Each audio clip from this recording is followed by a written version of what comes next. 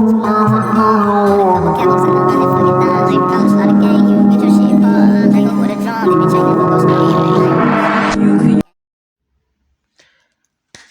y'all, welcome back to Ice Cream Topics. You guys already know this is another Love and Hip Hop Atlanta review, part 2. So you already know, get your snacks, get your blunt, get your wine, or if you're drinking liquor, get whatever you're drinking and sit down because you already know I'm about to spill the tea and I'm definitely about to share my thoughts. So let's jump right into it. Today, who we have in the hot seats first is Zell and Saucy Santana and Chef D.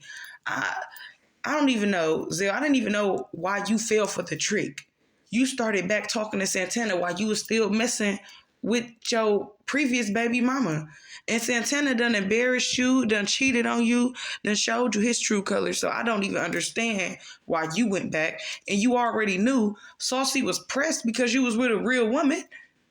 And you went with another gay man. You ended up being with a real woman, what they call a fish in the LGBTQ community. That's the real reason why Saucy Santana was pissed. And you went back and you bit the bait and you started back talking to him.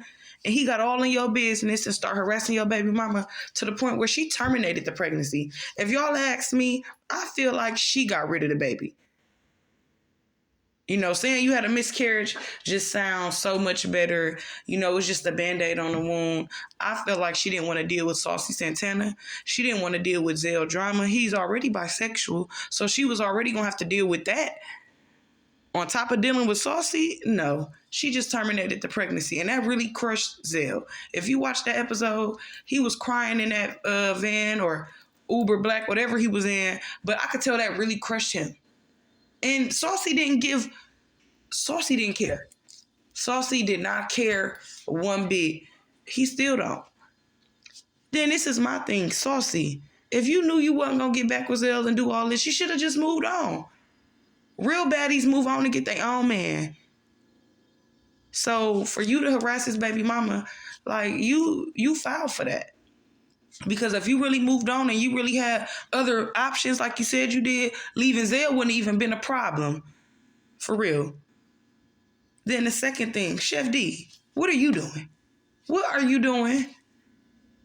You don't see what Saucy Santana just did to Zell? You think he not going to do that to you? He already did it to you first. Then you went back.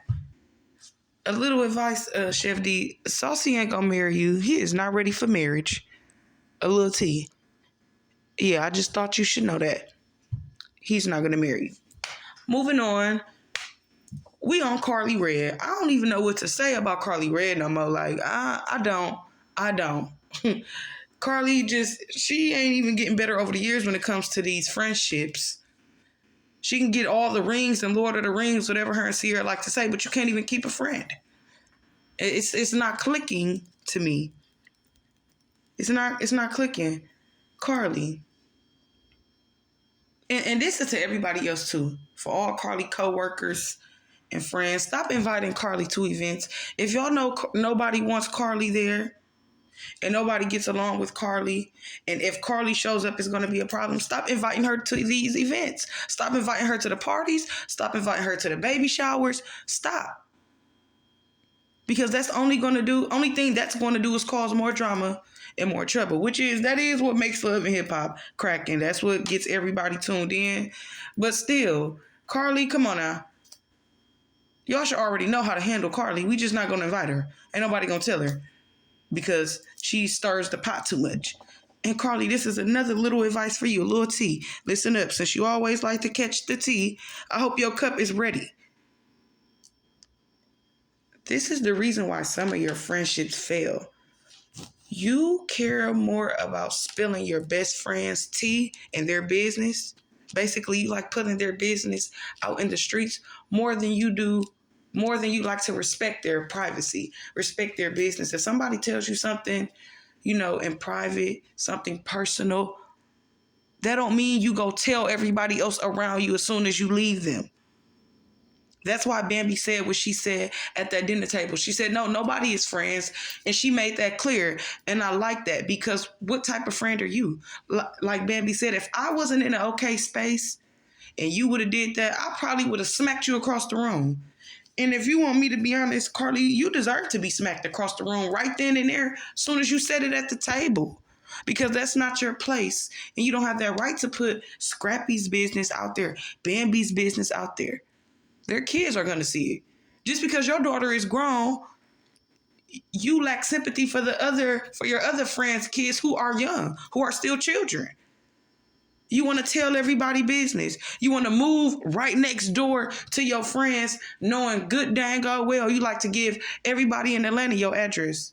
Allegedly, that's what they say. You just give your address out. You don't care. That's why Spice didn't want to stay next to you. That's why.